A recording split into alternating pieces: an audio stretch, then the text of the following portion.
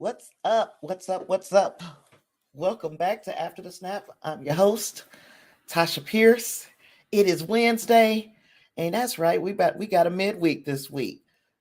Feeling pretty good, and yeah, get this midweek meltdown going.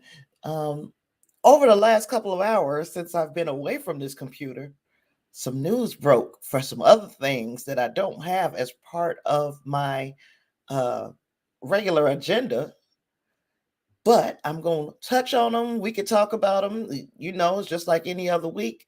If you got something to say, put it out there, put it in the chat.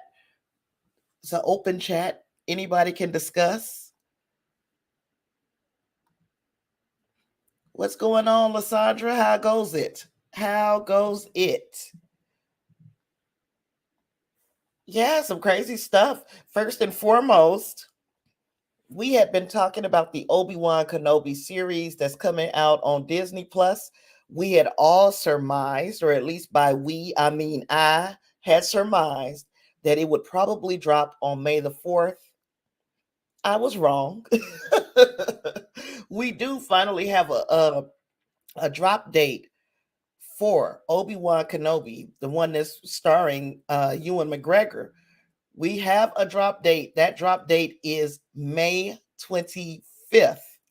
So, not as early as we had hoped. And it is not the May the 4th gift that we thought Disney would be giving us for, just for being part of the fandom. They've announced that it's May 25th. And they are Bob Chapek, embattled. I'm going to call him the embattled CEO of Disney, has announced that May 25th is that day, but it is also very significant to Star Wars. God, I got Star Trek on the brain. It's very significant to Star Wars fans because it is the 45th anniversary of the release of the original Don Dada, the original Star Wars movie that is now being called A New Hope. Back in the day, it was just Star Wars. But now that we've got all of these prequels and sequels and all of that going on, it is called A New Hope. That is our latest news about Obi-Wan Kenobi, which is set 10 years after the events of Star Wars Revenge of the Sith. That's where Jedi Master Obi-Wan Kenobi faced his greatest defeat, the downfall and corruption of his best friend and Jedi apprentice, Anakin Skywalker, who turned to the dark side as evil Sith Lord Darth Vader. We are going to find out what Obi-Wan Kenobi got up to between that happening and the beginnings of A New Hope. So there's that. What else we got? What else that just got dropped? I think it was Snoop Dogg acquired the rights to Death Row Records. And I'm like, okay. Okay, that happened. I don't know what that means or what that means. You know what? How about I just read this article real quick, tell you guys what I find out, because this is all just dropping within the last, say, couple of hours, because I walked away from the computer. He has acquired the label's brand, Death Row Records, from MNRK Music, which is controlled by private equity funds managed by the investment firm Blackstone.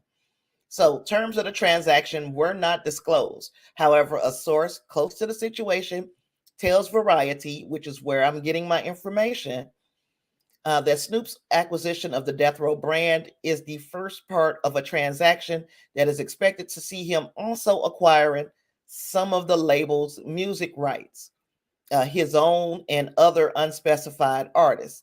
So the deal is expected to conclude in a couple of weeks. And the news comes just days before Snoop, Dr. Dre, Eminem, Mary J. Blige, and Kendrick Lamar are all set to appear at the Super Bowl halftime show on Sunday. It was also foreshadowed earlier this week by the announcement that he and Nas are teaming up for a new song called Back on Death Row. So Snoop is releasing a new album with the related title. It's BODR. That's coming out on Friday. But those words we know now means, or those letters, BODR, we now know that they mean back on death row. That is Snoop news for today. I hope he does better with it than everybody who ever had it before him. Give some of these artists the rights to their music back, Snoop. You an artist, so you understand what it's like to not be in control of your own music. The third thing that was just right off the top, you know what? I'll hold that one. I'll hold that right off the top one. But yeah, we got some crazy stuff. And as you can see from the thumbnail for today's show, we got a tale of two apologies. If you have been keeping your ear to the ground this week with entertainment news, you know, one of the big conversations, of course, has been the Joe Rogan situation, the ever-evolving Joe Rogan situation, but also that Aquafina offered a long-awaited apology to the Black community. We'll get to that in just a minute. I want to start things off with Zendaya, because if you remember, if all of my 70s, 80s babies, we should remember Dare. So y'all remember when Nancy Reagan used to do the commercials on TV talking about don't do drugs and dare to be different and that sort of thing. Well, that group, Dare, is coming for Euphoria.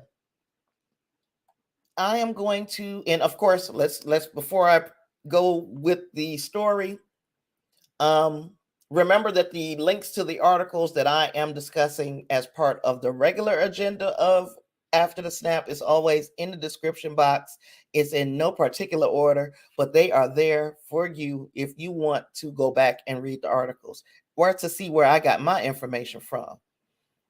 With that out there, I got this one from What's Going On, Clarence? Man, I missed you, dude. Where you been hiding?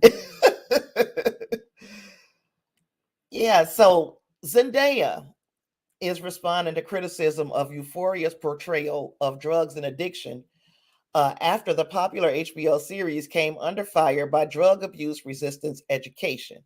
So, in a statement shared with NBC, Dare recently claimed that Euphoria glorifies drug use, addiction, anonymous sex, and violence.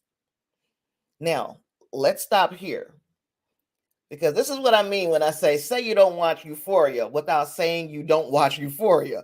Because while Euphoria does have all of those elements, so they're not like telling a tale. There is a lot of sex. There is some anonymous sex. There is violence. There is addiction. There is drug use. Would I say that Euphoria is glorifying those things? If anything, this seems like a cautionary tale. And I know that it is extreme. Like when you watch Euphoria, it seems like every kid is involved in these things, and every kid is using drugs or having sex, but this is kind of like a microcosm of what's going on around us. No, every kid does not use drugs. But what I'm finding out is things are a whole hell of a lot different than when I was in school. And part of it is, and that's been over 30 years since I was in high school. So I guess the part that makes it different is the connectivity of everybody. This world is super connected. I'm friends with what? I got a friend in Illinois. Got my sister in Indiana. I got Clarence over here. All of us have met or keep in contact with this cell phone, internet, that we can be connected all day if we wanted to. That is the difference between when I was coming up and what these kids are going through. The connectivity of it all is that it all seems like it's right at their fingertips because of the access of it all. So not saying that every kid is doing it, but just know that the access is there. And when you know better, you do better. Furthermore, I don't have any young children. I know Lysandra is in the audience. Her son is an adult as well. I believe Clarence has younger kids, but I bet you Clarence and his kids are not sitting down and watching Euphoria as a family. This is not a family show. It is not a show for children. It's not even, I'm pretty sure that the target audience for Euphoria is probably somewhere between 18 and 25. That's who they expect to be invested in this series. That I, at 49 years old, am invested in the series just goes to how well done and how well written and well acted and well shot this series is. It's a beautiful looking series, even though the subjects are very heavy. But it sounds like I am defending Euphoria. I myself still, I find myself having problems and issues and being uncomfortable with some of the content. But I think, especially given that this is put out by A24, which we know that they put out some uncomfortable, they put out some uncomfortable movies and that sort of thing, kind of stuff that make you think. I expect this from A24. And I'm gonna pick I'm gonna pick up the comments. Lysandra says she's gonna watch it tonight. Yeah, it is terrifying, because I read ahead to Clarence's comment. It is a terrifying show. He said, "Heck no, this show terrifies me. I definitely won't show it to my kids." And that is the part of being responsible as a parent. Now, this is not to say that if me being who I am right now, if my son were 17 or 16, I'm not with them 100% of the time. I don't know when you go to school or if you went to school, who else would be watching this show that would put it in his mind to say, hey, man, you need to watch this underage. But this is not something that you sit down with your child and watch as a family. It is something that should put something in the back of your mind to say, if I notice some things, or maybe I need to be more present in asking questions, or maybe I need to schedule more familial things so that we don't have time to get into these kinds of activities. I think it's a cautionary tale. I don't think it's meant to make any of these people look good, or even if they look good on the outside, they are wrecked on the inside. Those are conversations that need to be had, because you can be the prettiest person in the world. We learned that over the last couple of weeks with the young lady who was the former Miss USA, and she obviously is beautiful on the outside and talented, but she had some issues. And being able to mask those issues is even more frightening than having the issues. So ask the questions. I think that shows like this, especially if you're watching it with a pure heart, shows like this will strike up a conversation. Because I know now there are questions that I want to ask my nephews. There are questions that I want to ask my niece. There are things that I'm going to be looking for, behaviors. And not saying that I would have never known it without this show, but the show is executed so well that at least I can see all of the different ways this thing can look. And when you watch the latest episode, you get a perfect example of Zendaya acting her whole ass off. But also it looks realistic enough that I think that it should spark a conversation.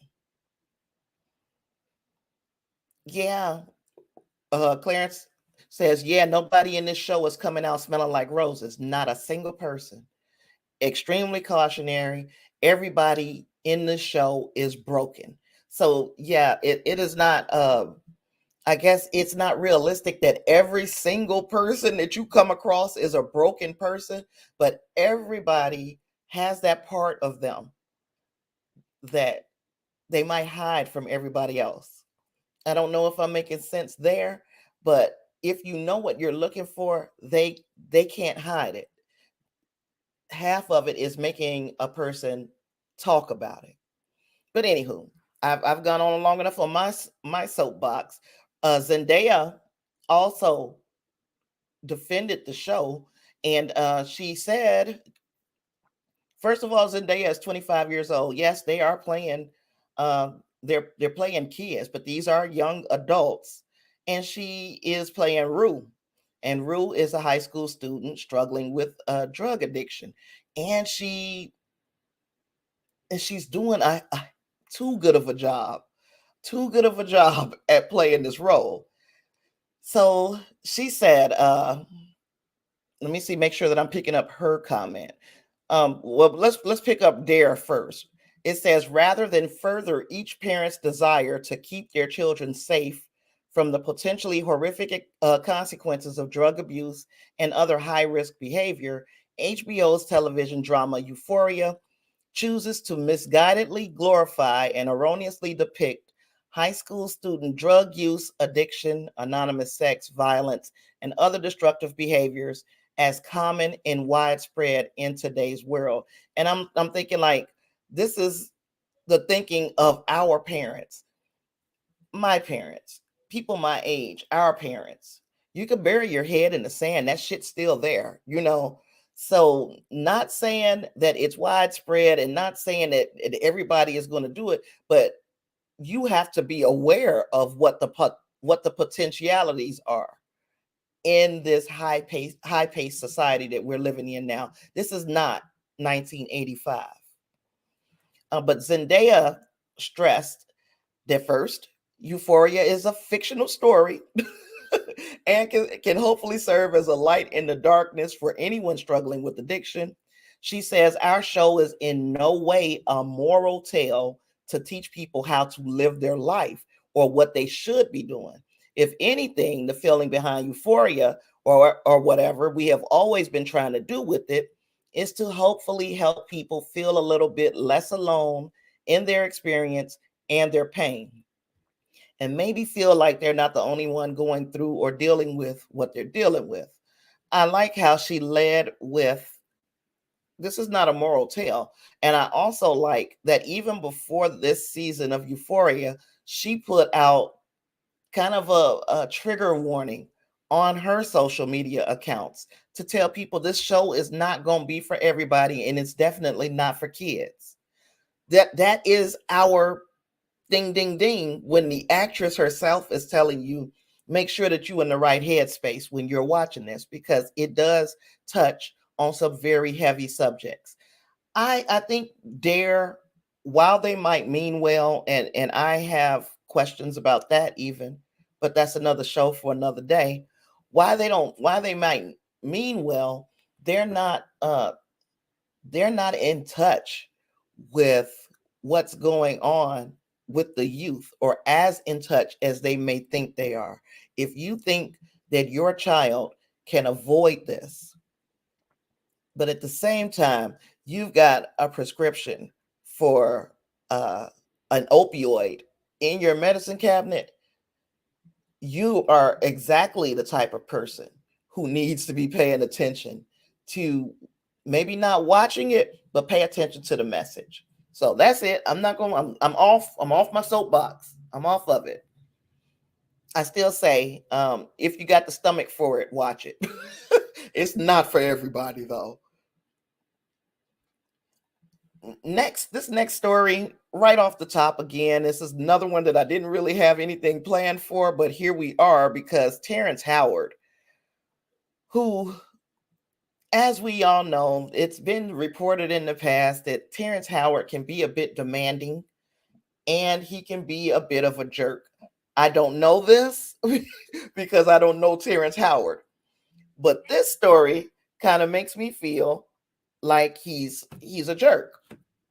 And here is my big thing. I don't even think I brought the story up. There's this movie Triumph that he was supposed to be doing, starring in. Now he signed a contract. He agreed to film for 7 days in exchange for 15% of the profit of this movie. And he said he would also donate 5% of his salary to the Cerebral Palsy Foundation.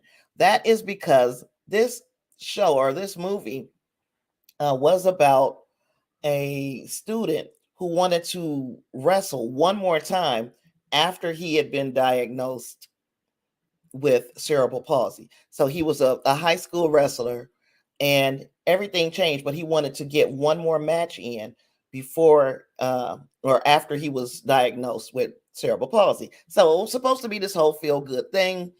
Uh, Terence Howard was supposed to be doing something good, donating part of his salary and just taking 15% of the cut of the movie. That was 2 years ago.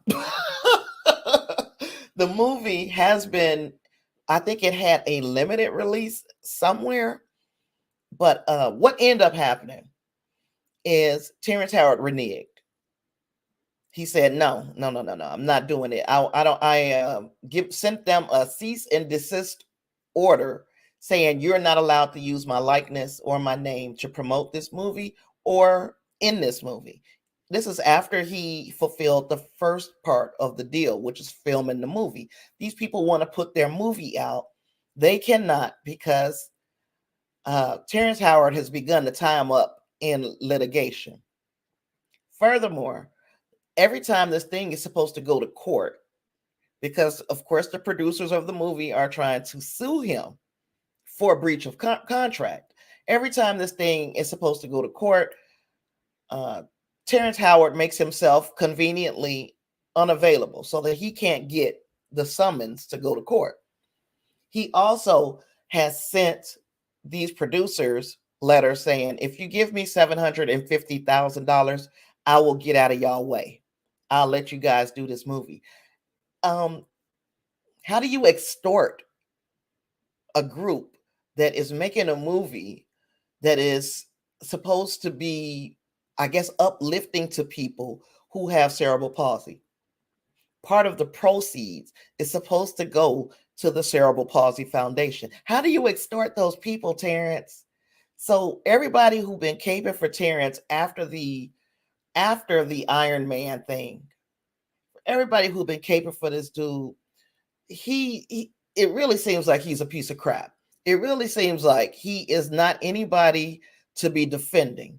This right here has got to be the singularly most low thing that I have ever heard. You filmed the movie and now you want to hold the movie hostage for more money, even though you made an agreement up front. Now, of course, this is occurring. This is according to what we have on record.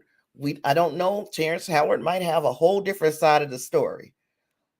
But if this story, as is being reported, is true, Terrence Howard is a piece of crap.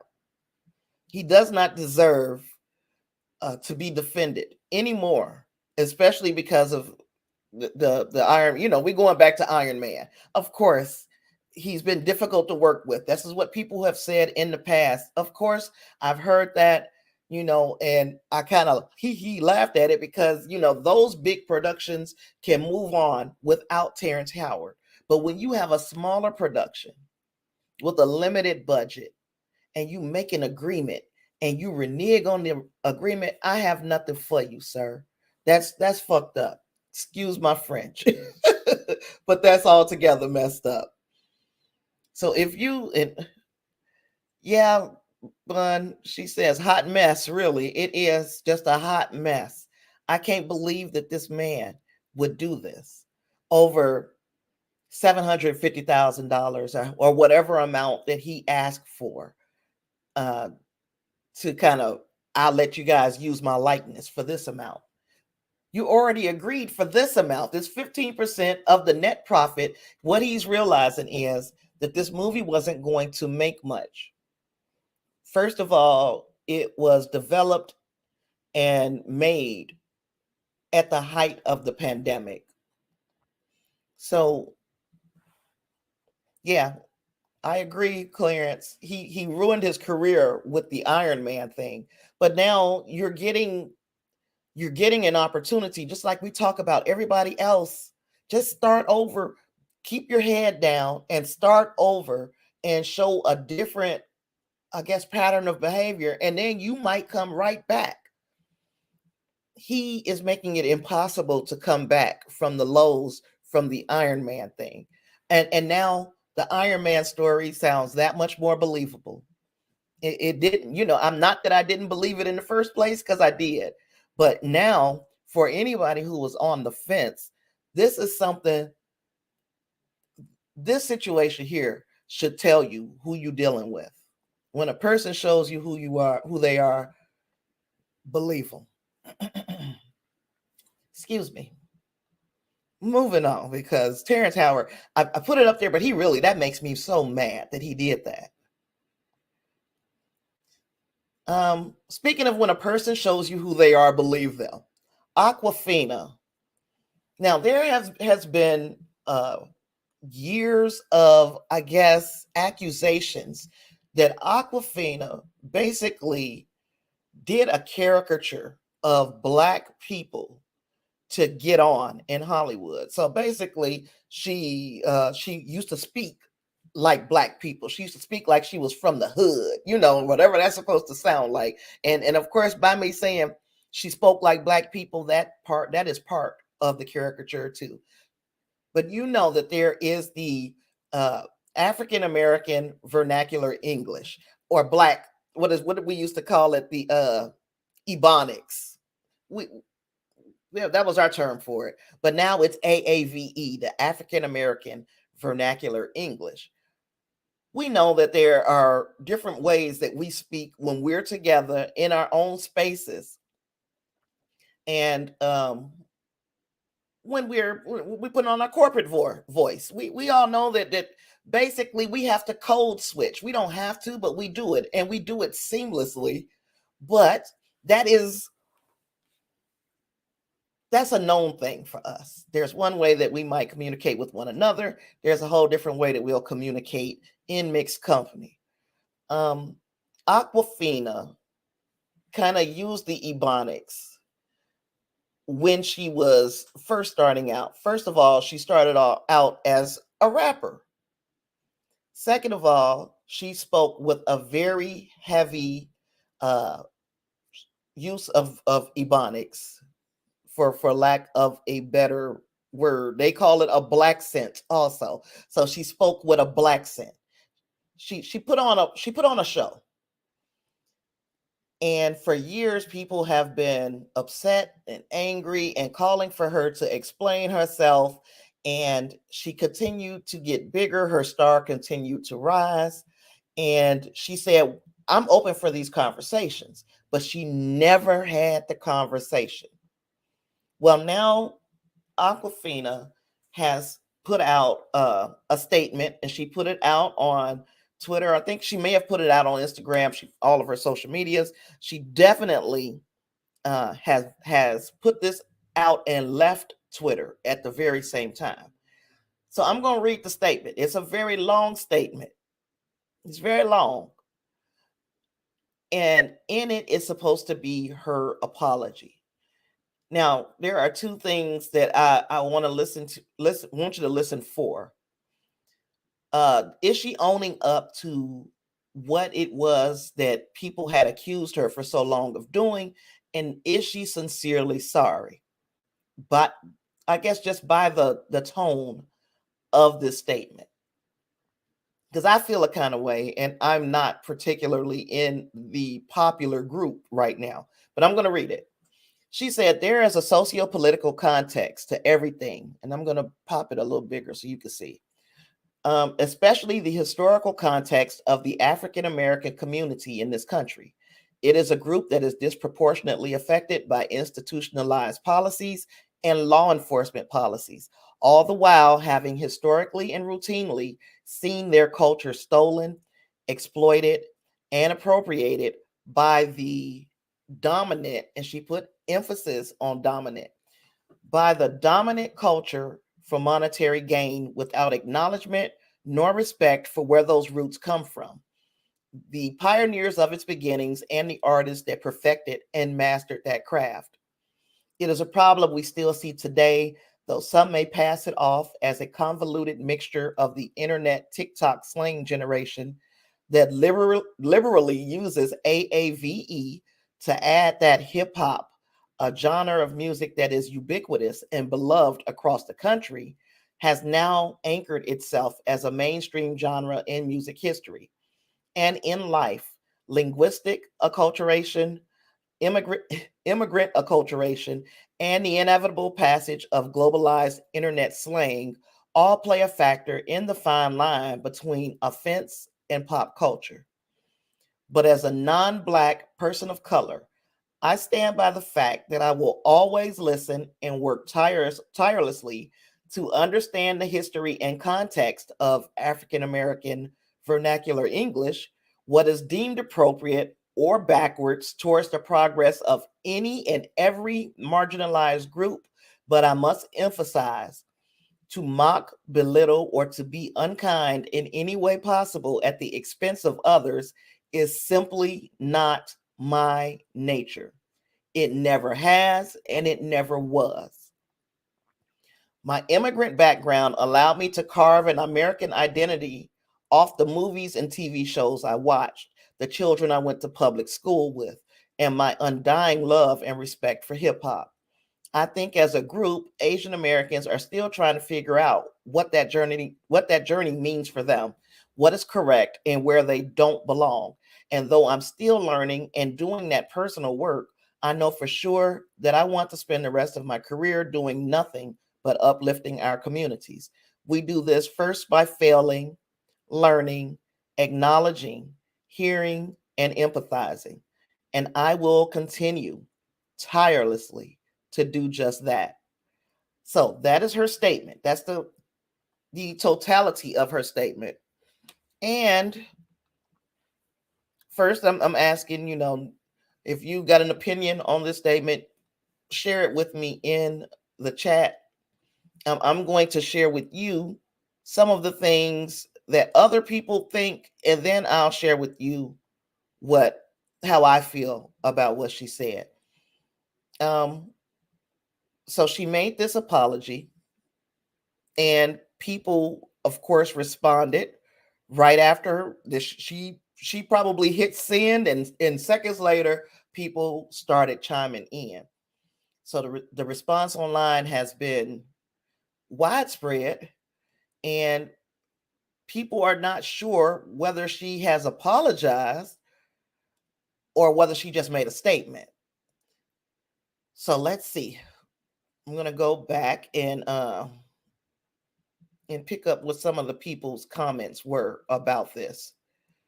So before even diving into this, it's hard not to recognize when Aquafina, her name is Nora. So when Nora decided to release the statement after years of criticism, she dropped her statement at the beginning of Black History Month, shifting the focus away from a celebration about Black people and their contributions to the U.S., and then she pushed it instead on herself.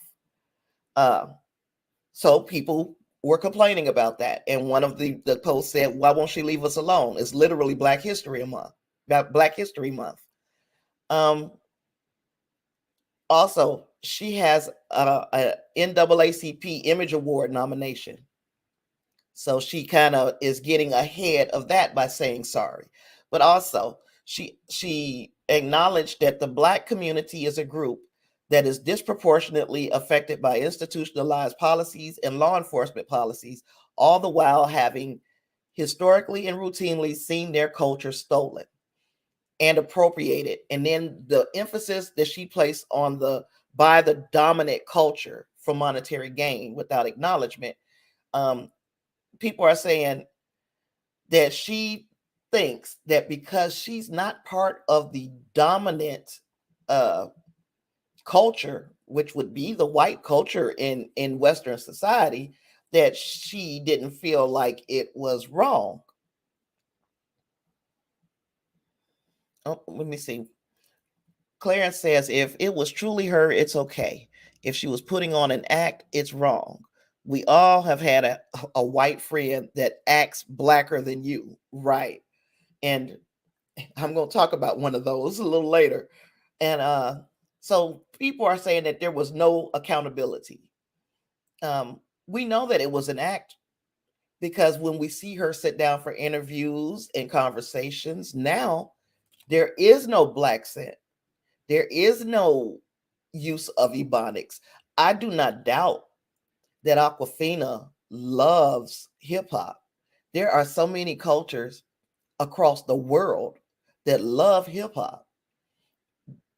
Some of them, unfortunately, don't love where it came from, but they love the culture. If you can, there is a separation between the two. Yeah, I love to listen to this hip hop and rap, and I love that. Love to watch Power. I love that, but I don't particularly like where it came from.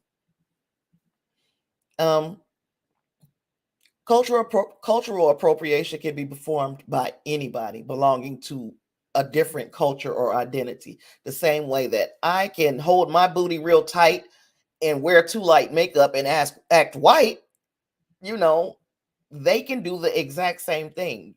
You are putting, if I have to put on a complete act to be around you, I have appropriated your culture.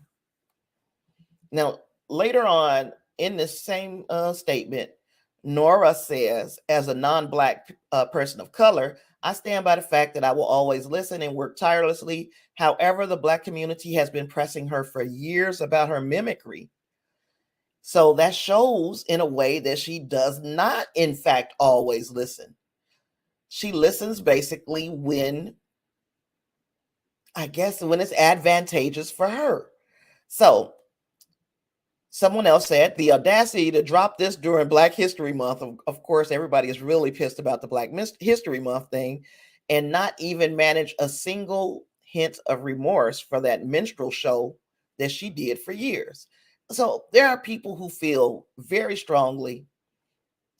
I think, for me, this was not just, I'm sorry if I hurt anybody. This was somebody who thought about the ways that cultural appropriation, how it can hurt the group that's being appropriated. She thought about it. She gave us examples of how she understands how that's hurtful.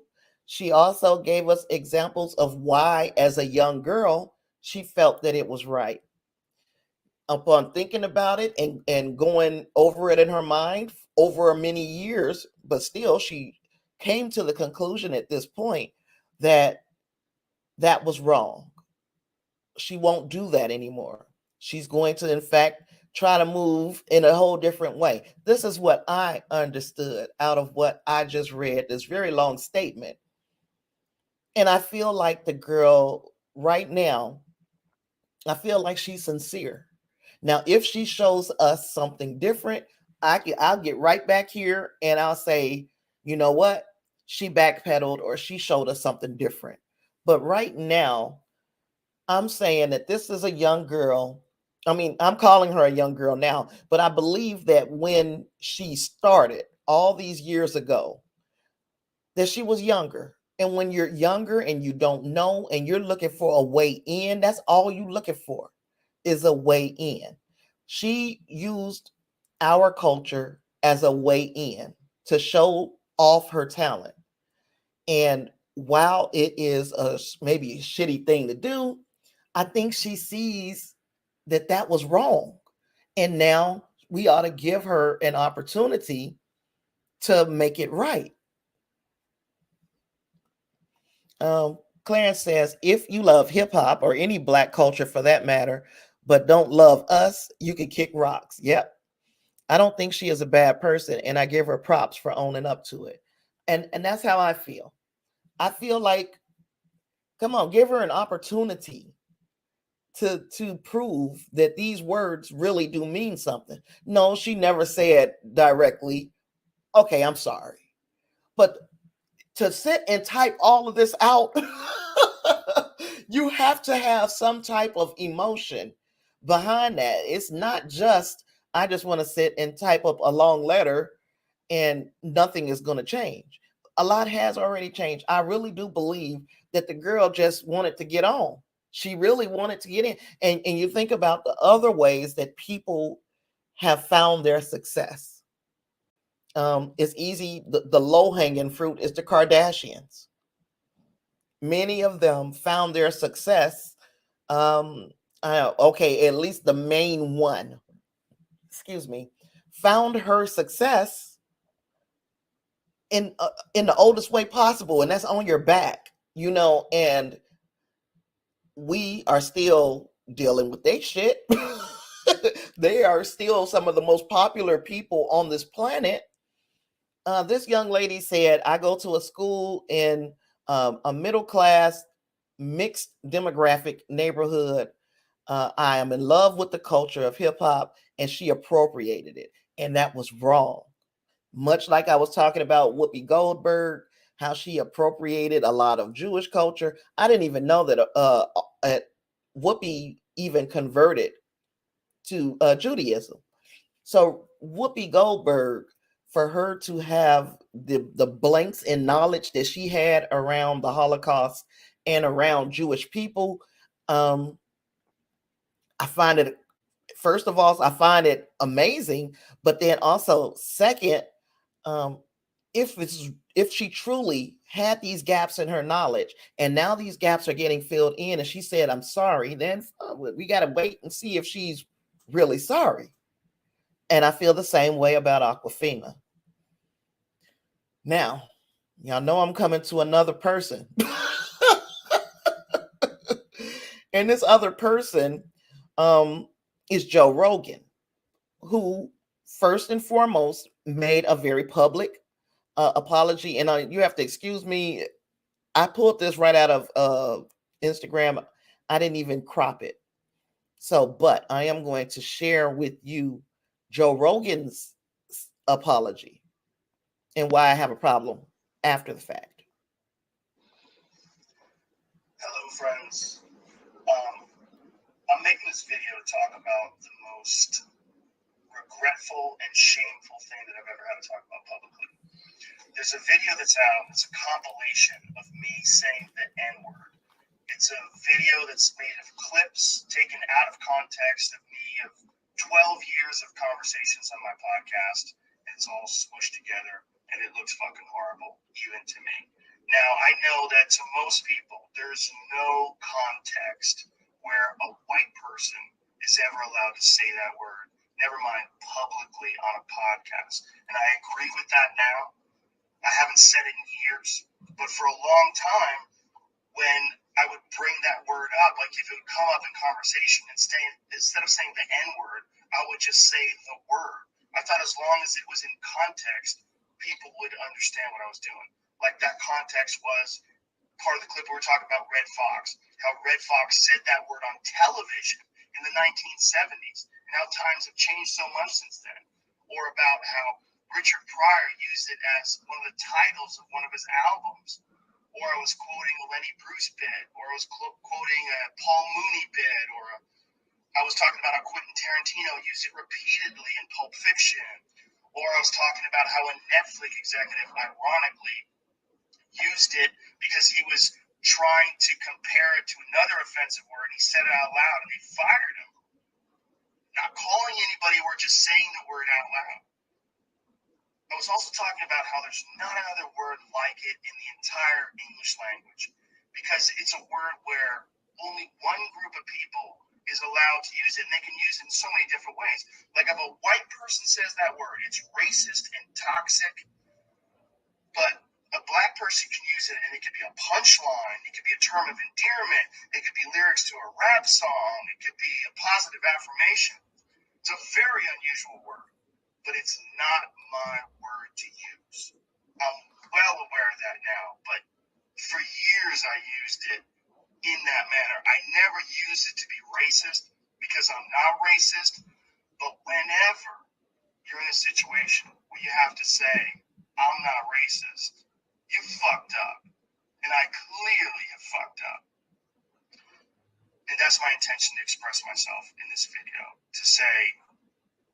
there's nothing I can do to take that back.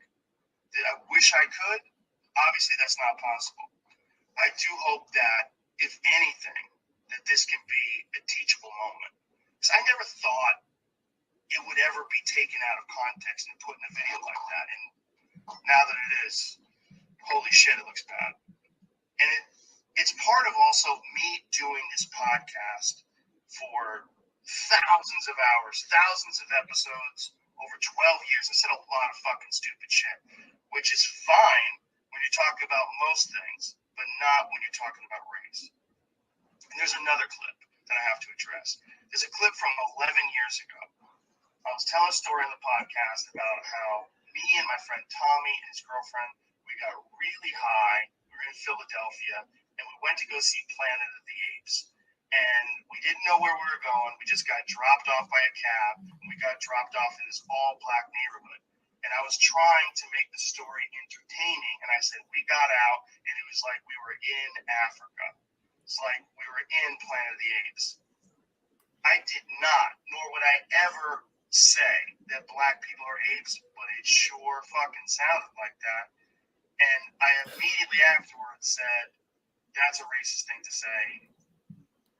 Planet of the Apes wasn't even in Africa. I was just saying there's a lot of black people there. But then I went on to talk about what a positive experience it was and how much fun it was to go to see this movie in a black neighborhood.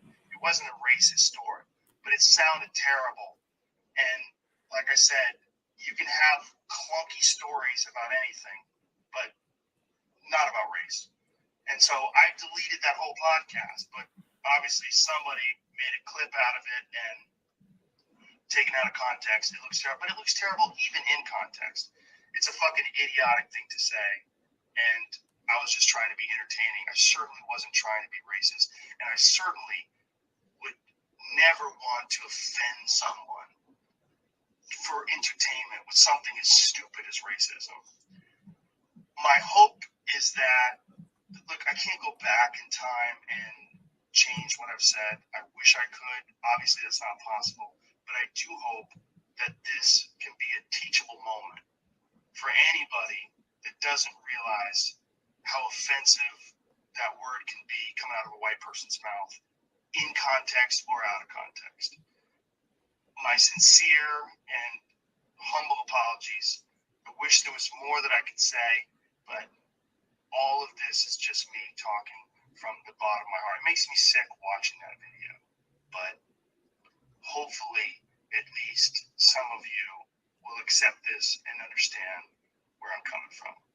My apologies and much love. My sincere, deepest apologies and much love.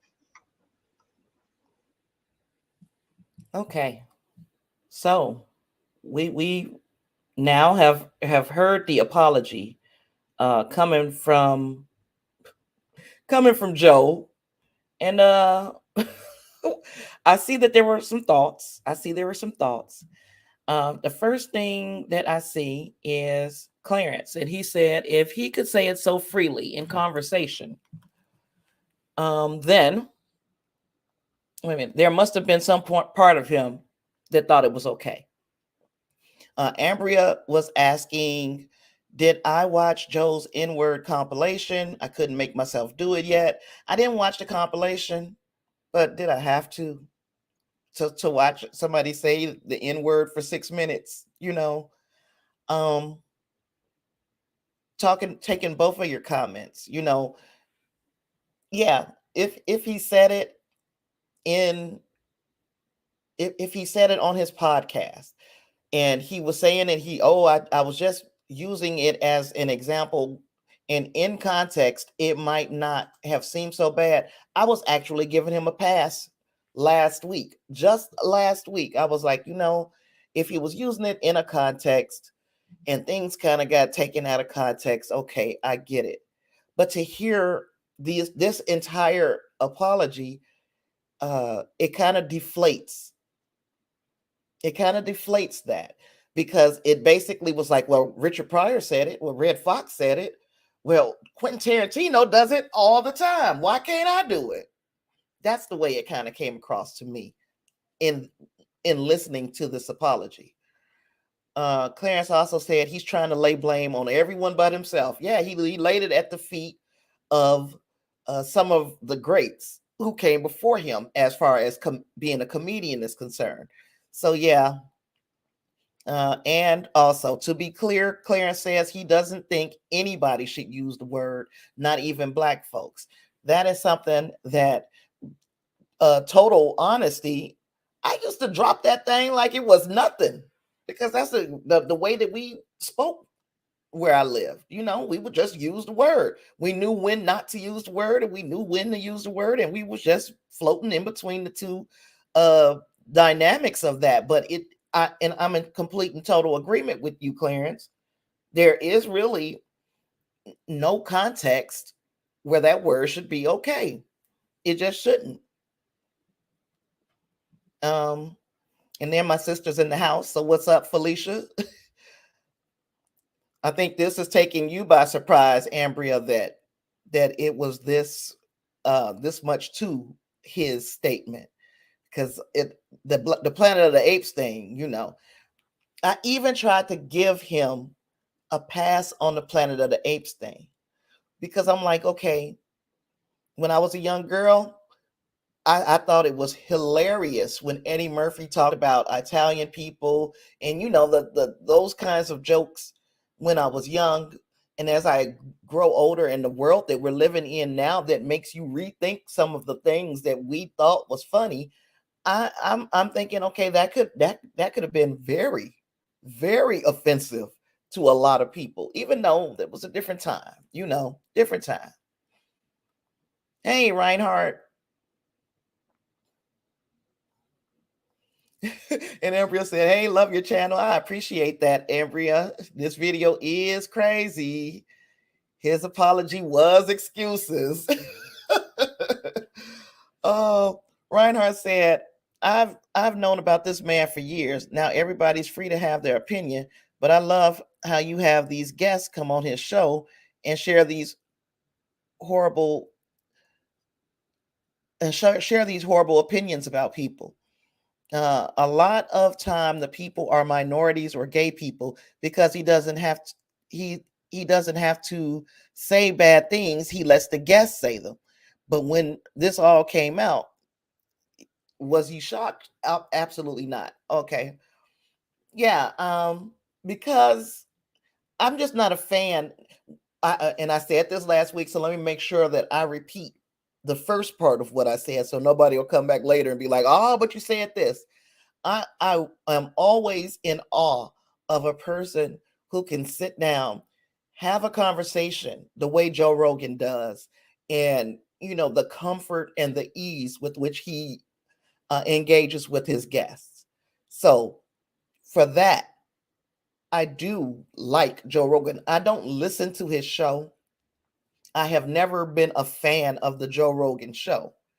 But his style is something that I can say, okay, I can aspire to have that kind of ease in conversation, or I can aspire to make people comfortable enough that they open up and say these things. I say the same thing about Oprah Winfrey. You know what I mean? So those are that type of quiet charisma I like. Okay, so there's that. But as far as being a fan of Joe Rogan, no. So anything, if he said the Statue of Liberty fell over, anything he says would be a shock to me, because I don't care about him nor know him. I only care about him because now every week I do a damn entertainment show and I got to talk about Joe Rogan. So there's that. I don't like the man. I never have. Now, I played his apology because in spaces, it sounded heartfelt. And then in other spaces, it sounds like, oh, no, let me bring that back. But this is the measure of an apology to me. It's how a person acts after they've said, I'm sorry. If you say you're sorry and you change your behavior 100%, you do a complete 180, you're a whole different person, then I'll be like, that person really meant it when they said they were sorry. But then when you get and oops, go back. When you get this type of statement coming next, which is, well, let me make it big enough so you can see. Joe Rogan, on his very next episode, said, and let's start it off with where he started was okay. He said, in a lot of ways, this is a relief. That video had always been out there. And then right after that, he said, this is a political hit job. And then he said, they're taking all this stuff I've ever said that's wrong and smushing it all together. Then he goes back and says, it's good because it makes me address some stuff that I really wish wasn't out there. So not stuff that you really wish you had never done, just that it wasn't out there. And now you have to address it. But you deflected and took away everything you said to me, in my opinion, when he dropped it and said, this is a political hit job. Because now you've made it about politics, not about the messed up things that you said, not about the way that you comported yourself over these years. It sounds like you honestly feel like you're a victim. I'm going to pick these comments up. Okay.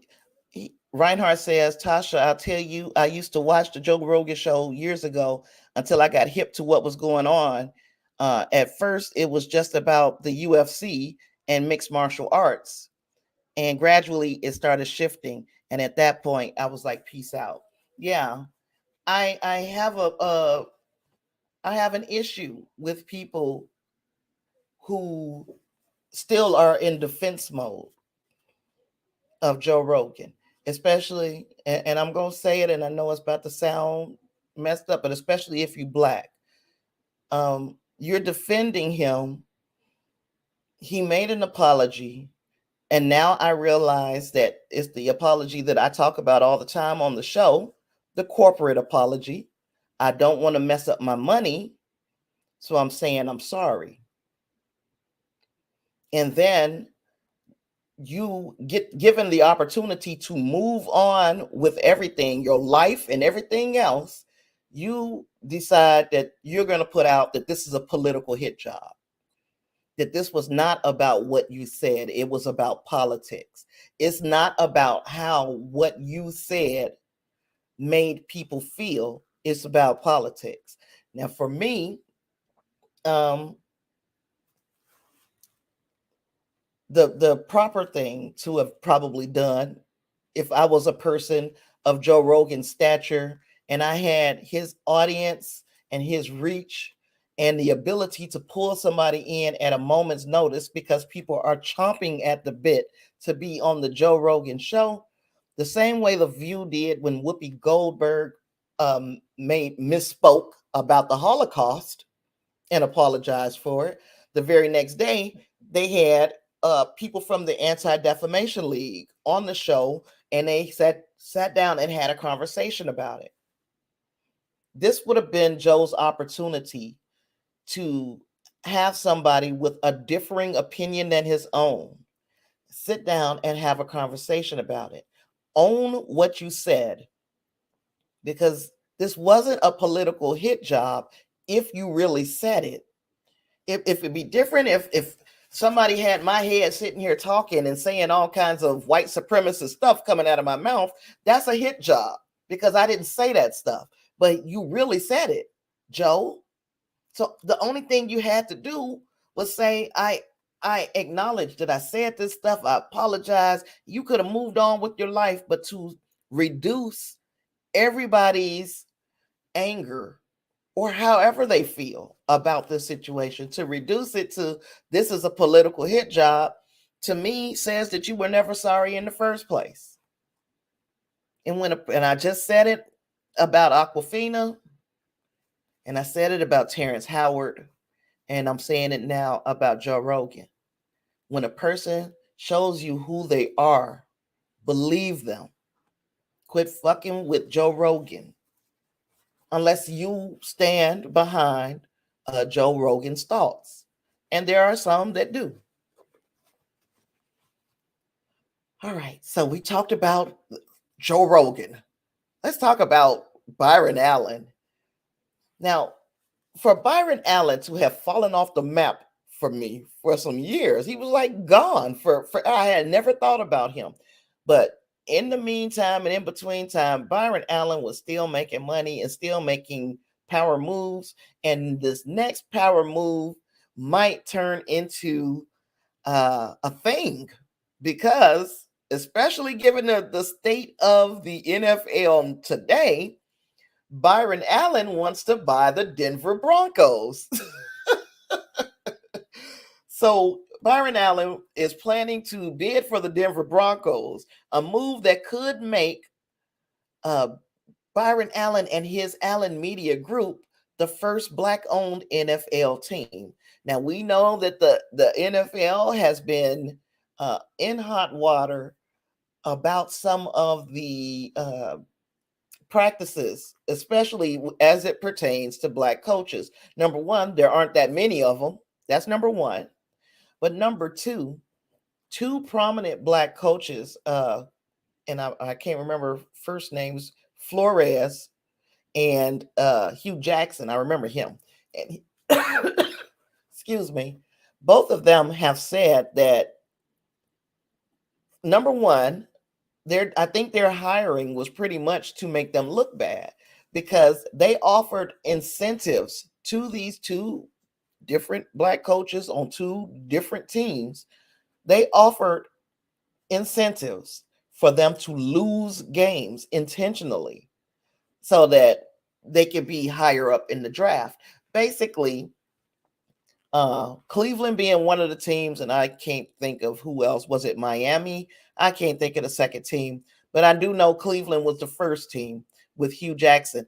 Basically, what they wanted is to tank for a few consecutive seasons so that they could get high draft picks, so that they would be, in essence, the youngest teams in the NFL. Being the younger team in the NFL, you have a young quarterback. You got a younger offensive line. You want to have, in say 5 years, a contender. You need to start kind of young. That's the way they're feeling. And if they get all the top draft picks, they can build a team based off of, just youth. But that would require these Black coaches to intentionally lose games and to make money for doing it. So they were paying them $100,000 for every L that they took. And while it sounds like easy money, it also, when they fire them, because they're going to eventually fire them, when they fire them, it makes it very hard to go to another team and win, because nobody wants to pick up the coach that went 1-13 during the regular season. Nobody wants that coach. So you're like between a rock and a hard spot. Do I sell my soul for this $100,000 a game, or do I blow the whistle? Well, we've got a coach now who's blowing the whistle, and that's if what he's saying is 100% the truth. All of this is going to come out. We're going to find out whether these coaches are telling the truth or not. But if the NFL were smart, they would let this sale go through. They would allow Byron Allen to be the first fully owned, Black-owned NFL team. And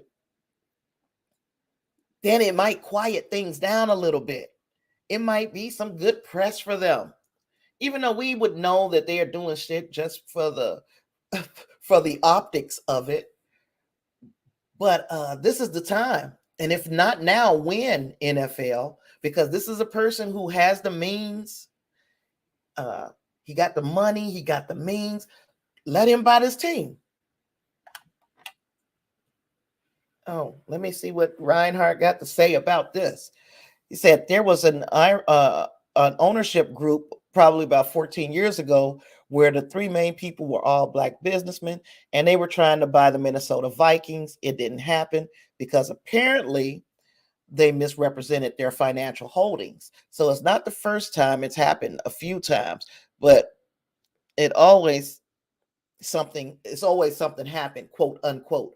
Yeah, I get that he wouldn't be the first black person to attempt to buy a team. No. Mine is that he would be the first black person to own a team if they went ahead and let him go through with it. I have heard that there are groups where there are some black people who are minority owners. No, you need right now, and for optics, for the sake of optics, they need to have a black owner and they need some more black coaches. They've already started with the Black Coach campaign. If you haven't noticed, Lovie Smith is out here in Houston now. So Lovie, who used to coach my Chicago Bears, is now out here coaching the Houston Texans. Are they? Yeah, the Texans. Yeah, the Texans. I don't know why I wanted to go back to Oilers. Forgive me. But yeah, so they're doing things right now to kind of stop the bleeding. But this would be a big move in the right direction. And who else but Byron Allen? Like I said, he's been making money moves over the decades, and this would be their chance to say we are being fair in who we are allowing to own these teams, because we got Byron Allen. Yeah, Reinhardt. It would be more for optics. But if I was the NFL, if I was who is it, Roger Goodell, if I was him, this is the time right now to be like, we need to do anything to stop the bleeding, because it's looking bad right now.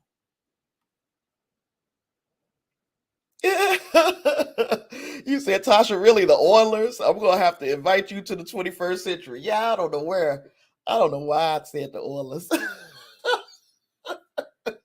Oh gosh. For one, I'm living in the past, I suppose. Just like you say, I'm living in the past, man.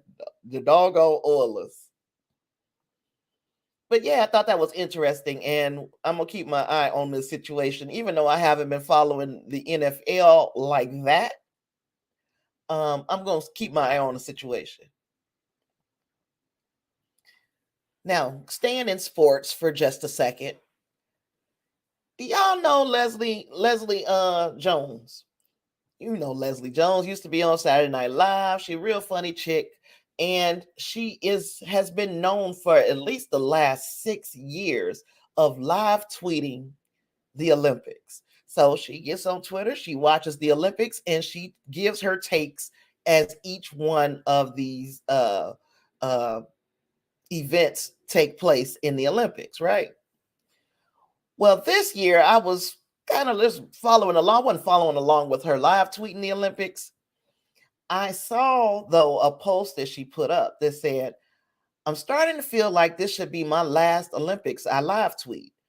I know, another celebrity bitching, but I'm tired of fighting the folks who don't want me to do it. They block my videos and they get folks who think they can do it like me.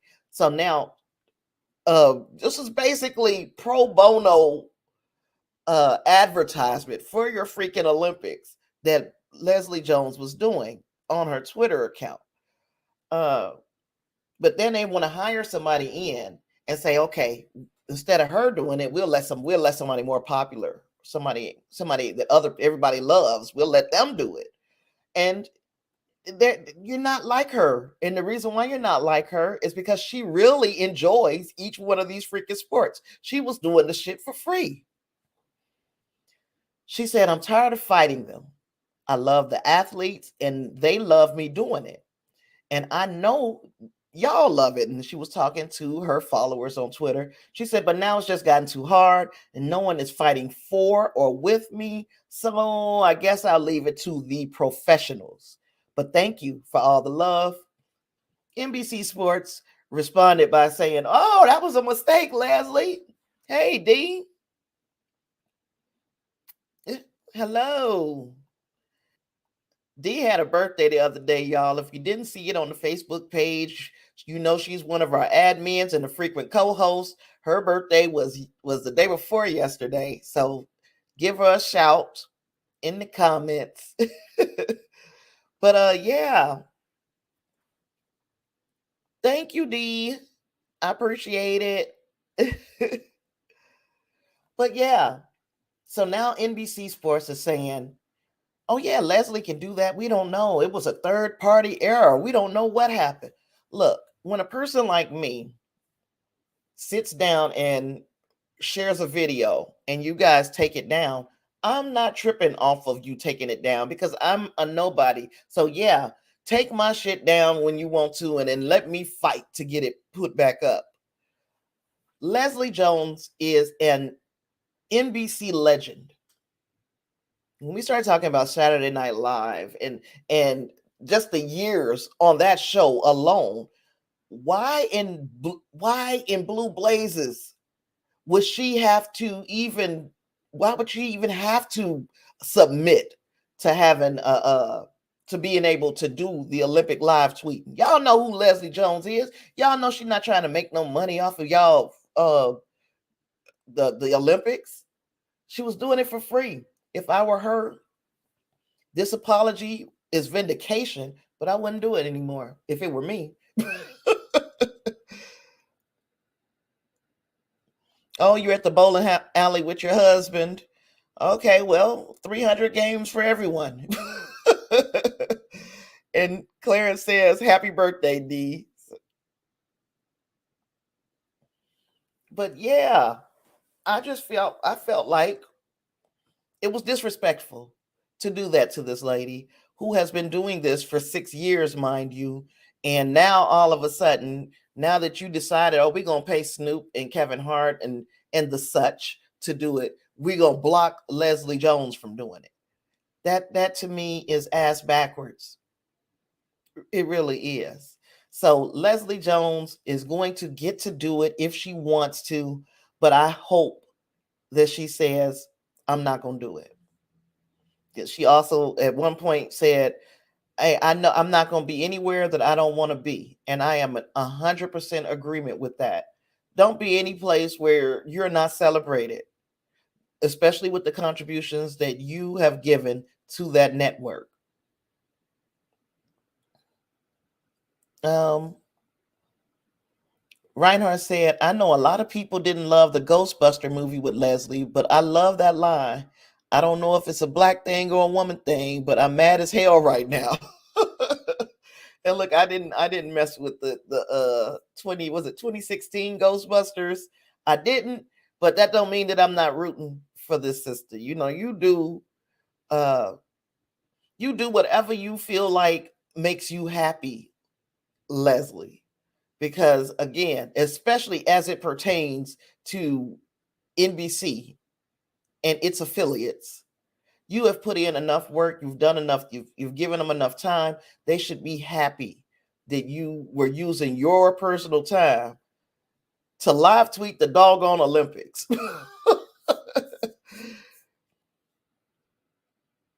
Oh, D said her husband is gonna try to get 300. I hope so. I hope he trying every time he go out there and play. If not, he doing it wrong. And she says, thank you, Clarence, for your birthday wishes. So, Reinhardt, you said it wasn't great, but you don't feel as bad as people were making it out to be. You know, it rarely is that bad. It rarely is that bad. It's just people, everybody is different strokes for different folks. Everybody got their own thing, you know. So, yeah. But yeah, a little part of me says, Leslie, don't do it no more. That's a little part of me, just a little tiny part of me. Say, Leslie, don't do it no more. Sherry Shepard might become the permanent host of the Wendy Williams show. And we know that um, we know that Wendy has been having some health issues, and you know nobody. You don't want to see anybody down, especially the way that she has been pictured lately, you don't want to see anybody down like that. But to be quite honest, I think it was time for a change for that show. The show had become so toxic and negative to me. Now, it still had a huge fan base. There are people who are all the way here for that petty, catty type behavior. But there are so many other ways to be entertained than to sit and watch somebody tear other people down the way Wendy had gotten into the habit of doing. And now she's in a situation where people could be destroying her. But as far on my radar, it hasn't been a lot of vitriol coming her way. It's basically been well wishes. And gosh, if she could have comported herself that way over all of these years, I might have an iota, just a teensy tiny iota of empathy. But as it stands, I kind of hope that it does be Sherry Shepherd, even though I'm not even watching Sherry Shepherd do it. I just hope that she brings a different flavor and a different kind of vibe to that show, because people don't that talk we don't need toxicity every single day. That's too heavy.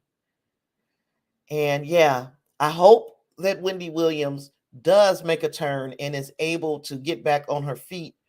But as far as that, don't mean I want to see her back on the TV. I just want the lady to get well. I don't particularly need her to have a TV show anymore. Hopefully she can make it off of the money that she has made, because I'm pretty sure she has made millions and upon millions of dollars doing her show over the years.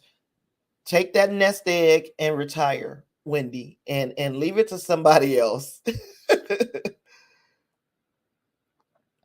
um, D talking about the female Ghostbusters movie. She says she low key liked it as well. Um, Reinhardt says he's not a fan of Wendy Williams, but he wish her no ill will. Exactly. Or to her family either. Right. And certainly not to her health, but I was never a fan. Yeah, I wasn't a fan. I don't wish nothing bad on her. And I don't think I don't think me saying that I want Sherry Shepherd or anybody for that matter to take that time slot. I don't think that's me wishing ill will on her, because toxicity breeds toxicity. So if I just sat around and talked about people all day and dogged people out, eventually I become that ugly ass person. And I ain't talking about the outside, because you can, I can, you could take me or leave me. Some people think I'm beautiful, and some people think I look like the bottom of their shoe. But on the inside, that shit, that shit shines far more than anything, any way I can polish myself up on the outside. So yeah, that is the Wendy Williams debacle. Davina says, I saw an article about her funds being frozen. I didn't read the article though. I saw that as well. She said she had a bank account with millions of dollars in it, and she would like to get it unfrozen. I believe it was a Wells Fargo account, but but that's her. That's, again, I don't remember what outlet was even reporting it, but I'm like, that's being messy. That's her money. That ain't none of our business, you know. But yeah, unless it's like, again, some type of karma, some type of the universe is bringing back that ugliness to you. You said you said no, I will, but I think it's karma. Yeah. Oh, no ill will. I see what you're saying. No ill will, but I think it's karma. Yeah. And it can very well be, you put that out there for too long, it's going to come back to you. And Reinhardt said, I don't understand how you can stand up there and tear people's lives apart night after night. But then when something happens in her personal life, she was like, y'all stay out my business. Exactly. If you put yourself out there and that is what you do, your whole shtick is, I'm about to talk about people and act like I know all of their personal business, like stuff that is beyond what she could possibly know just by looking the way we do. Um, she purports and reports it like it's fact when sometimes it's not. She that to me is that's an ugly person. I just don't like it. I just don't like it. I never have.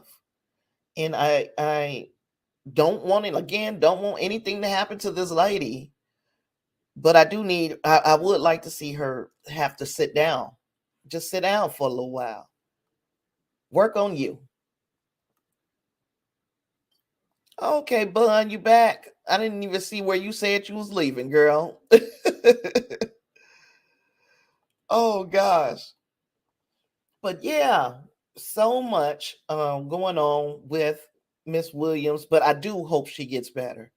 And I do hope, even though I'm like, that's her business about the money. If this was her, Wendy Williams, talking about J-Lo or something, she'd be telling you all about their money.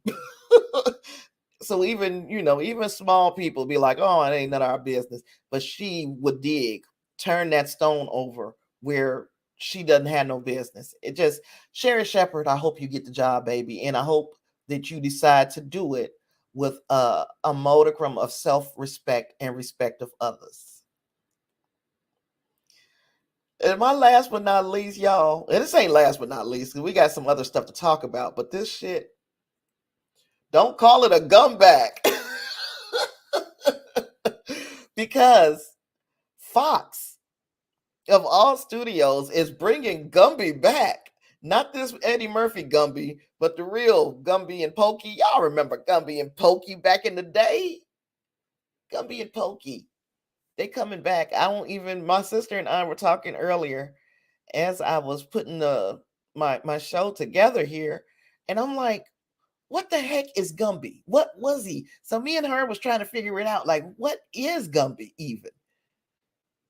Um, no, Reinhardt, go ahead and ask your question, honey, because I got some other stuff, but we also got another show Saturday, so some of this stuff can get pushed. I don't have to talk about all this today. So if you got something, let's talk about it, sir. Yeah, we had a great conversation the other day. We were all sitting in here talking. It was just Star Trek. We didn't talk about nothing but Star Trek. Excuse me. But it was a real good show. D said, "No, not a comeback. Don't call it a comeback. Hell no." She said, "I hated that show." No, why? Because some money was left on the table. It's the same thing that we keep talking about. Because I said I was going to come back to another story at the top when I was saying, oh, is there something else I wanted to bring up? We had talked about, gosh, what were we talking about at the top of the show? We talked about Snoop. Now he's bought Death Row Records. So we were talking about that, and we talked about something else coming back, and I forgot what it was. Whatever it was, it also brought me back to Futurama. Futurama is coming back. Now, I used to love Futurama. They said a lot of the same voice actors are coming back, so that's good. But then this Gumby thing jumped out at me, and I'm like, why? I'm with you, B. Why? And Lasandra said they need not bring it back. Nope, they don't need to. But now I'm curious as to how and why they want to bring Gumby back into this thing. And I also want to know exactly what the heck Gumby is. What is he? What was he even supposed to be? So yeah, my sister and I talked about that earlier, and I still ain't figured it out. Like, what was he supposed to be? What else was I going? Oh, and they're also bringing the Smurfs back again as a series. So yeah, so all kinds of stuff from the 80s. I'm here for it now. Bring all that crap back. And even though, because I complain on one hand saying that there's nothing new under the sun, you guys don't have no original ideas. But I'm also like, okay, come on, I just want to see what y'all do with this. I want to see what you guys do with Gumby. How and why is he coming back? Okay, and we got Reinhardt's question. He said, okay, when the Obi-Wan show comes out, you know what would be cool if you could do episode by episode breakdowns because you're really good at it. I am terrible at episode.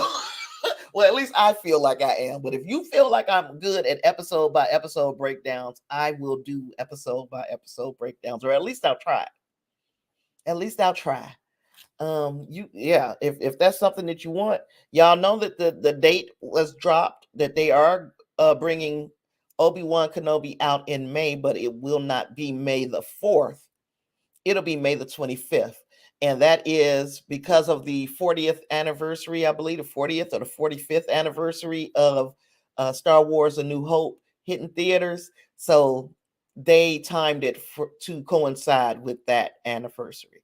So we will be getting Obi-Wan Kenobi in May, just not May the 4th, even though I still believe that was a missed opportunity unless they've got something else planned for May the 4th. You said, what? Snoop bought Death Row? Yes, girl. And he's got an album dropping this week. Also, it's called Back on Death Row, BODR. And he's doing something with Nas. I believe it's a song. I talked about it at the top. So if you want to hear like that whole little, it was just like maybe 2 minutes of me talking. At the end of this, go back up to the top because that's when I had the article out.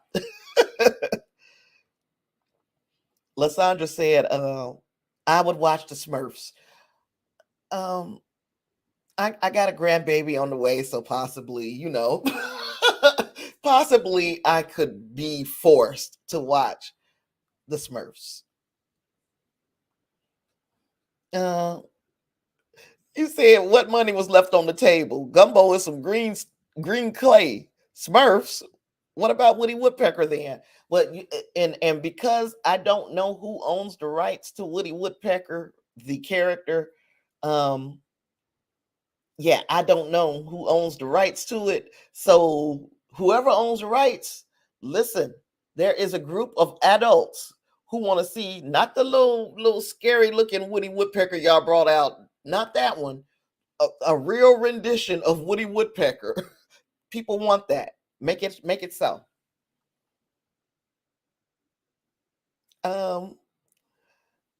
Reinhardt said, Tasha, I used to have to do video presentation at my job, and I would actually write a script for all the points I want and hit them and just have an open discussion. I was a trainer.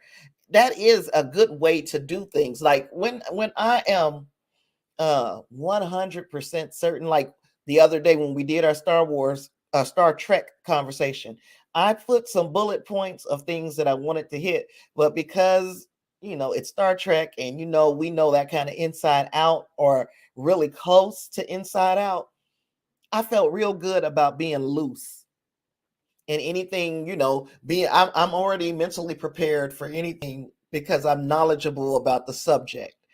Now, once we start getting into subjects that I don't have a lot of knowledge about, I take more extensive notes. I'm good at just having a conversation, but I don't want to misspeak and misrepresent something and be spreading out bad information. So yeah, those training courses and training classes that you end up getting when you become that kind of corporate trainer in your job and all of that stuff is really good because it does help for situations like this, Reinhardt. Like you become far more comfortable talking in front of a group.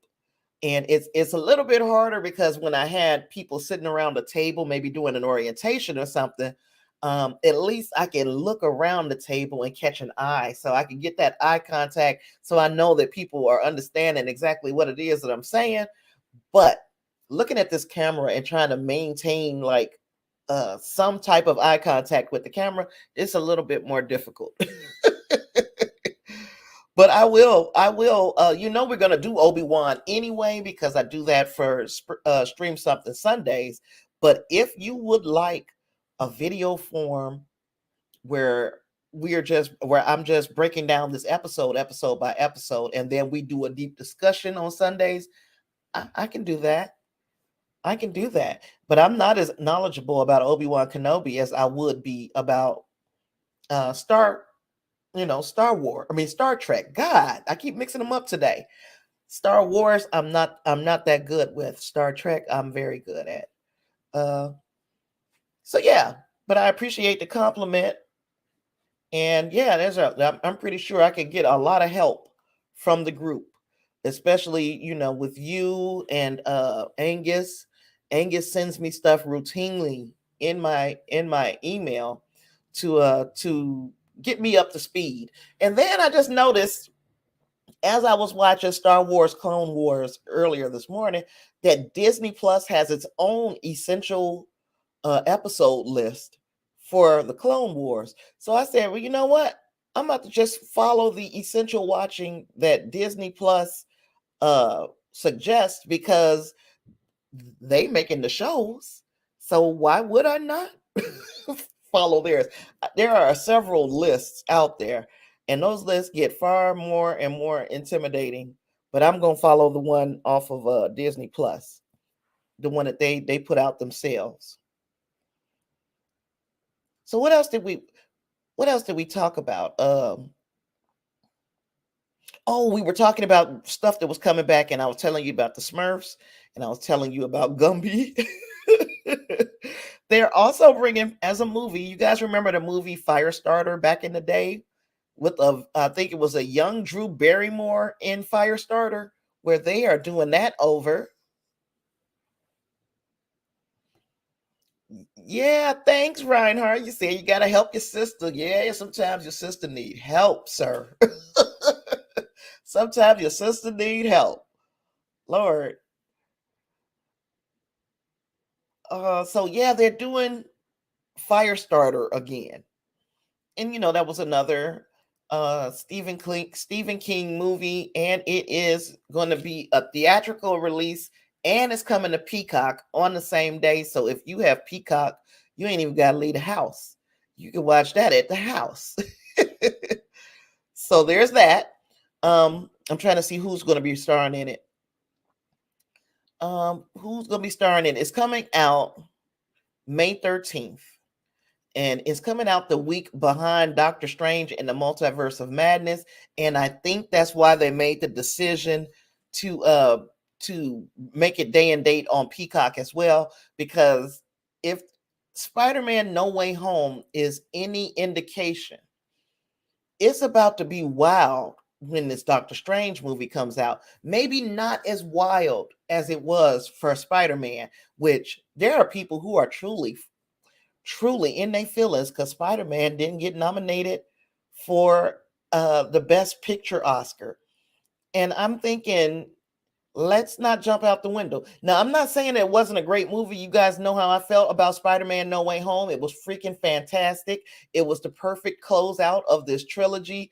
I felt like the reveals and all the winks and the nods were all good, well placed, well timed fan service. I loved it.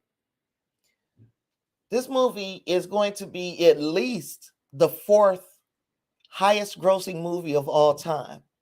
It's going to at least stop at the fourth, right? It's been it's put on a stretch of being a number one movie for gosh, and I want to say all but maybe 2 out of the last 8 weeks. What can that award do? What can the Best Picture award do? I mean, yes, it is. It's a nice trophy to put on the counter or on the shelf of these actors. But the people have spoken. The money that this movie made in the middle of a freaking pandemic is Best Picture all by itself. So I just got off on a tangent. But yeah, May 13th, Firestarter is coming out on Peacock, and I think I'm gonna mess with that. Let me see. Um Yeah, they want people to pay for that Peacock if you're not getting it through your like Xfinity account like I do.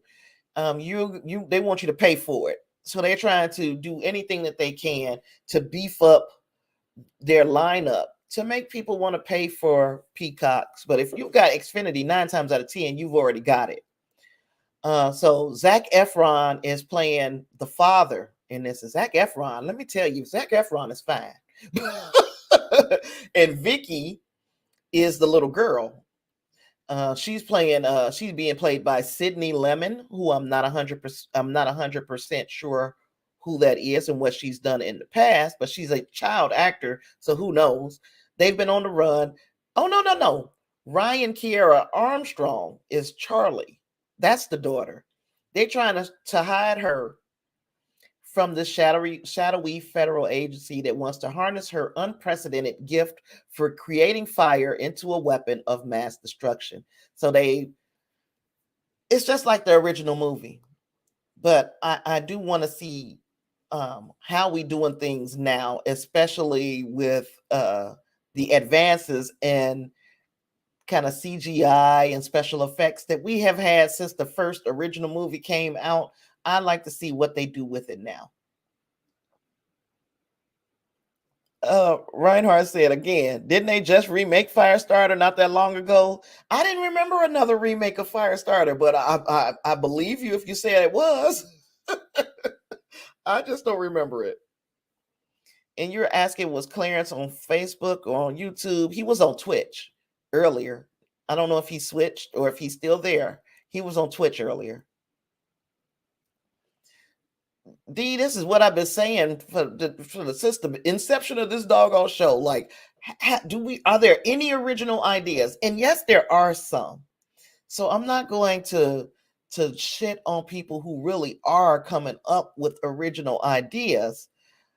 But gosh, they go back to the well so much now. It's like if you've seen this movie once, you're gonna see it a million times. My sister and I were talking earlier today about a single black female. Remember the movie Single White Female? And they've done this single black female. Now, I don't know what channel Single Black Female is on. If somebody knows, put it in the chat. I know it's a channel that I don't have because I went to look and it said $5.99 and I'm like, oh, I ain't got it.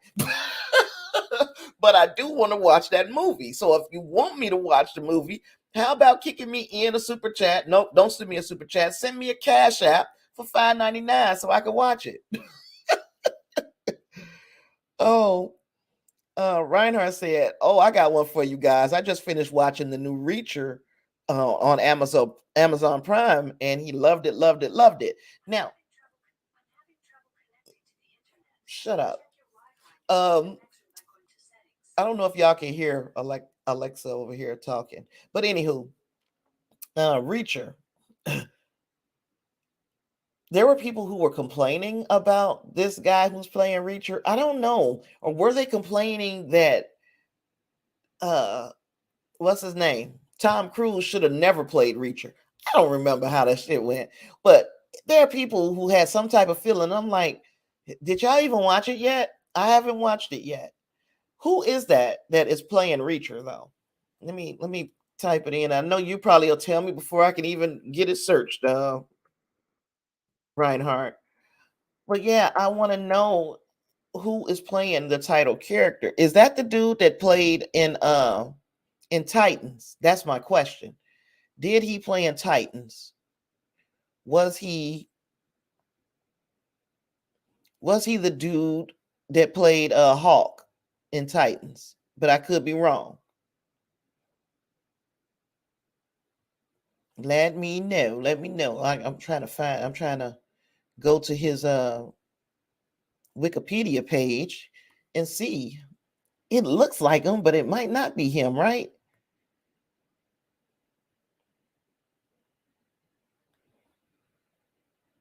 Yeah, he was. He was Hawk. He was Hawk on Titans. So okay. That might, that could be very well be the reason why he got killed off in such fantastic fashion on Titans.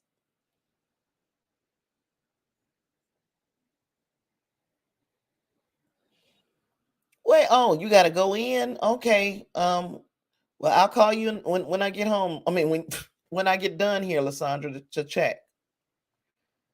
So that's not good news. Um, if you didn't know, because I'm going to drop this, like Lysandra has a heart condition. This machine that she's got attached to her heart has been going off and going off and going off, and that's never a good thing. And she has to, I guess, check herself into the hospital. So that is not what I wanted to hear right now. But I know you guys are going to send out your well wishes and your hugs and kisses. And just like we lifted her up through COVID, we're gonna get her through this thing here too. Reinhardt said, "Yeah, that's what it was." Most people said Tom Cruise was not at all like the character, but this guy is. Okay, you say you know his name is Alan. Yeah, he was Alan Richardson. He played Aquaman on Smallville. I don't even remember him being on Smallville, but he also was Hulk on Titans. Yes. Now that I did remember. So yeah, I'm trying to think, was there anything else that I wanted to touch on? What else did I want to touch? Oh, you see that Warner and Discovery merger has been greenlit by the Department of Justice here. I don't know if they have to do the same kind of thing overseas before they can say that this merger has gone through. But I think it would be nothing but good news if Warner and Discovery get the opportunity to merge and put those things together. And Reinhardt said that he and his wife are going to be praying for Lysandra. Yes, she gonna need it. She's gonna need it. Yeah, I can't believe, boy, that was just so quick. And now you see how distracted I get once she said that. I wish she would have just said that in my phone, because now now I can't go. I can't go on. Yeah, I think I'm gonna have to call it tonight. If you didn't know, so if you're here and you didn't know, Lysandra is like one of my best friends. So if when once you hear something about your girl, you got to figure out what's going on, and it kind of take the air out of my stream. So I apologize for being abrupt, but yeah, we're going to see if yeah, we're gonna find out what's going on with her, and I will keep everybody apprised, everybody posted on what's going on if it is something that she doesn't mind me sharing. Now I knew she didn't mind me sharing about the heart condition. She's already given me permission to do that, but she's not giving me any further permission to talk about anything else. So yeah, if it's something that I can talk about, I will. I'll keep you guys posted one way or the other about what's going on, because I know we've all become friends out here in this chat. um, and yeah, yep, it's over for me, y'all. I'm sorry. I am going to consider what you were saying, Reinhardt, and hopefully we all can get together again this week, Saturday, and do the weekly wrap up. Okay. And y'all have yourselves a great evening, and I'll see you in the next broadcast. Peace.